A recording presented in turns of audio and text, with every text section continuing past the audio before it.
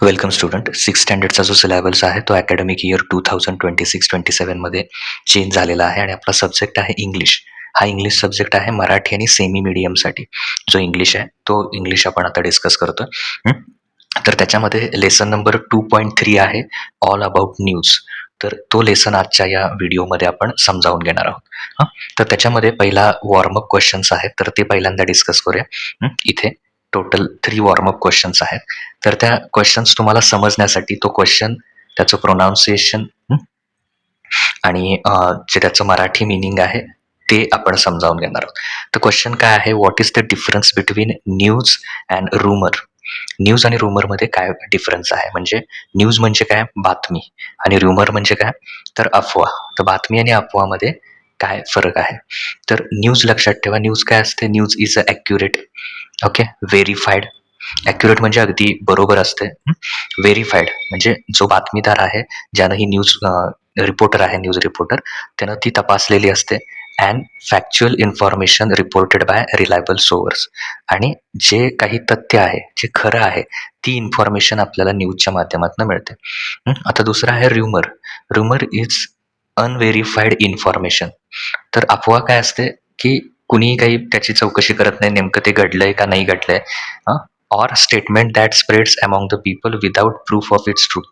ते खरं आहे की खोटं हे न बघता एक व्यक्ती दुसऱ्या व्यक्तीला सांगत जातोय आणि अशा प्रकारे अफवा पसरते. तर हा या दोन्ही मधला काय आहे, मेजर डिफरन्स आहे. आता त्याच्यानंतर पुढे क्वेश्चन नंबर 2 आहे, what is the different way to disseminate information. Disseminate information, माहिती पसरवण्याचं किंवा पोहोचवण्याचं वेगवेगळे मार्ग कोणते. लोकांपर्यंत जर माहिती पोहोचवायची असेल, आता बघा इथे हा वर्ड आहे डिसेमिनेट. सो डिसेमिनेट म्हणजे काय, तर पोहोचवणं. पोहोचवण्याचे किंवा पसरवण्याचे वेगवेगळे मार्ग कोणते. तर पहिला आहे, त्याच्या आन्सरमध्ये लिहायचं प्रिंट मीडिया. कशाच्या माध्यमातून तुम्ही करू शकता, प्रिंट मीडिया, जसे की newspaper, magazines, pamphlets, books. Broadcast media, television and radio, याद्वारे पण आपण इन्फॉर्मेशन किंवा माहिती लोकांपर्यंत पोहोचवू शकतो. डिजिटल मीडिया म्हणजे website, social media platforms, email, blogs. त्याच्यानंतर ओरल कम्युनिकेशन म्हणजे स्पीचेस असतील, भाषणं असतील, अनाउन्समेंट, घोषणा, वर्ड ऑफ माउथ, शाब्दिक जे आहे ते. त्याच्या माध्यमातून आपण काय करू शकतो, जे इन्फॉर्मेशन आहे ती काय करू शकतो, लोकांपर्यंत पोहोचवू शकतो. Now the question 3 is, have you ever read any newspaper.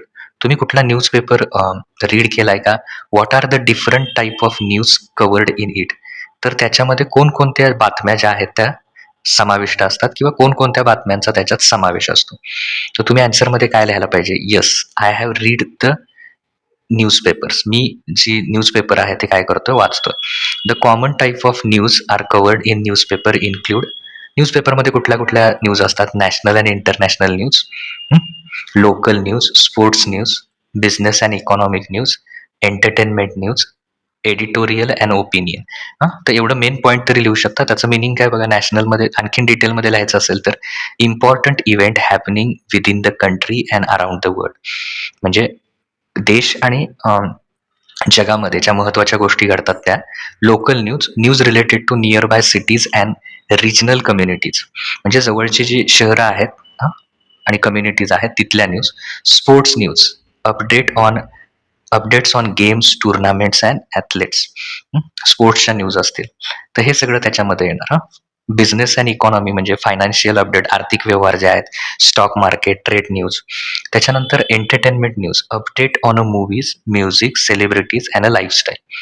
त्याच्यानंतर editorial and opinion, expert perspective and opinions on current topics. आत्ता जे काही घडतंय त्याच्याबद्दलच्या न्यूज, जसं की जंतर मंतरवर आंदोलन झालं तर लेख लिहिला जातो, ते एडिटोरियलमध्ये येतं. आता आपल्या टेक्स्टबुकमध्ये काही वर्ड्स दिलेले आहेत, तर त्याचं जे मिनिंग आहे तर ते आपण इथं बघूया. हे पहिला इंग्लिश टू इंग्लिश मिनिंग आहे, तर आपण इंग्लिश प्रोनाऊन्सिएशन आणि मराठी मिनिंग असं बघूया. तर पहिला जो वर्ड आहे तो आहे इंथ्युझियामाइज, सॉरी इंथ्युझियामायझम. इंथ्युझियामायझम म्हणजे उत्साह किंवा जोश.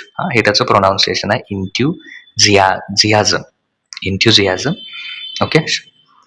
तर हे त्याचं प्रोनाऊन्सिएशन आहे इंथ्युझियाझम, उत्साह किंवा जोश. त्यानंतर फॉर्मेशन, फॉर्मेशन म्हणजे स्थापना किंवा निर्मिती. लर्नर्स, विद्यार्थी किंवा शिकणारे. इम्पॉर्टन्स, इम्पॉर्टन्स म्हणजे महत्त्व.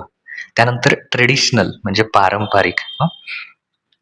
अटायर म्हणजे पोशाख किंवा कपडे. त्याच्यानंतर पुढे आहे लाईव्हली म्हणजे चैतन्यमय किंवा जिवंत.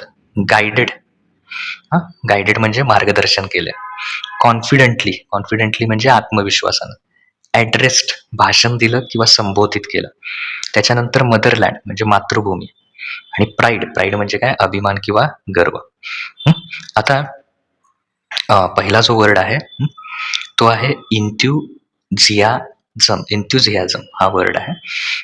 तर त्याचं इंग्लिश मिनिंग तुम्ही लक्षात ठेवलं पाहिजे, कारण हे आपल्याला इंग्लिश टू इंग्लिशसाठी एक्सप्लेन द मीनिंगमध्ये विचारलं जाऊ शकतं. A strong feeling of excitement of or interest in something, की एखादं काम करण्यासाठी खूप जोश असणं. त्याच्यानंतर अटायर, क्लॉथ्स, कपडे. Responsible, a person that you can trust to behave well and sensible way. Okay. Responsible म्हणजे एखादा जबाबदार व्यक्ती की ज्याच्यावर तुम्ही विश्वास ठेवू शकता आणि तो आपलं काम खूप चांगल्या प्रकारे करेल, त्याला म्हणायचं रिस्पॉन्सिबल. तर त्याच्यानंतर पुढे आहे, आता आपण त्याचं मिनिंग बघूया. टायटल दिलेलं आहे त्यांनी, कन्याशाला सेलिब्रेशन महाराष्ट्र दिन. त्याची ही न्यूज आहे. तर इथे पहिल्यांदा चाळीसगाव मे 1 मेचं दिलेलं आहे. कन्याशाळा चाळीसगाव सेलिब्रेटेड महाराष्ट्र दिन with great enthusiasm on Wednesday to mark the formation of the state of Maharashtra. तर त्याचा अर्थ काय आहे, 40गाव-1 महाराष्ट्र राज्याची स्थापना स्थापना साजरी करण्यासाठी 40 म्हणजे स्थापना दिन, महाराष्ट्र दिन साजरा करण्यासाठी कन्या शाळेत बुधवारी अत्यंत उत्साहात महाराष्ट्र दिन काय करण्यात आला, साजरा करण्यात आला. त्याच्यातला हा जो वर्ड आहे वरती आपण बघितला, इंथ्युझियाझम म्हणजे उत्साहानं साजरा करण्यात आला.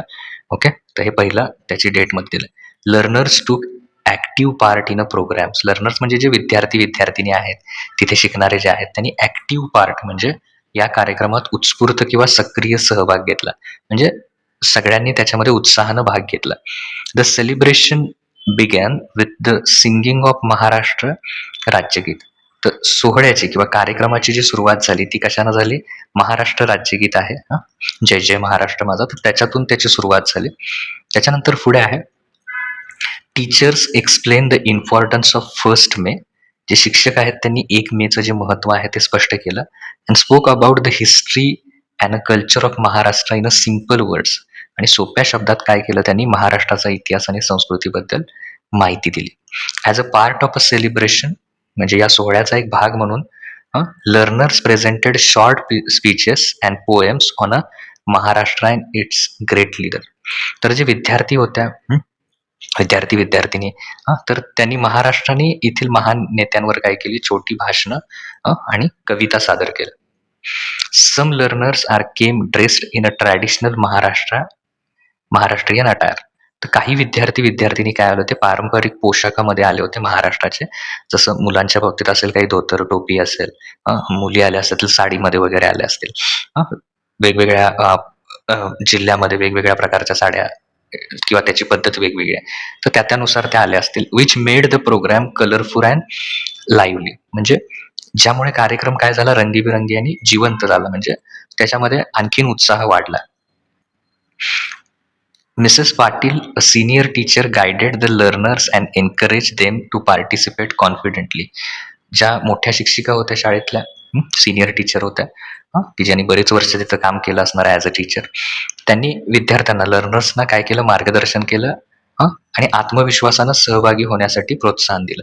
एनकरेज, एनकरेज म्हणजे काय, प्रोत्साहन देणं. Encourage them to participate confidently, की सहभागी या कार्यक्रमात होण्यासाठी त्यांना एनकरेज केलं, त्यांचा आत्मविश्वास वाढवला. The school principal address the learners and spoke about the unity, love for the motherland. शाळेचे जे मुख्याध्यापक आहेत त्यांनी विद्यार्थ्यांना संबोधित केलं, म्हणजे त्यांना स्पीच दिलं, त्यांना भाषण, त्यांच्यासाठी एक भाषण केलं त्यांनी. अबाउट कशाबद्दल, unity, love for the motherland, एकता आणि मातृभूमीवरील प्रेम and pride of Maharashtra's rich culture. महाराष्ट्राचा जो समृद्ध संस्कृतीचा अभिमान आहे, म्हणजे महाराष्ट्राचं जे कल्चर आहे, संस्कृती आहे, त्याचा अभिमान बाळगा, अशा पद्धतीचं त्यांनी काय केलं, स्पीच दिलं. He motivated the learners to become a responsible citizens. त्यांनी विद्यार्थ्यांना काय केलं, विद्यार्थिनींना जबाबदार नागरिक बनण्यासाठी काय केलं, मोटिवेट केलं, म्हणजे प्रोत्साहन दिलं, त्यांना प्रेरित केलं. To become responsible citizens and contribute the progress of the state. आणि राज्याचा प्रोग्रेस म्हणजे काय, प्रगती.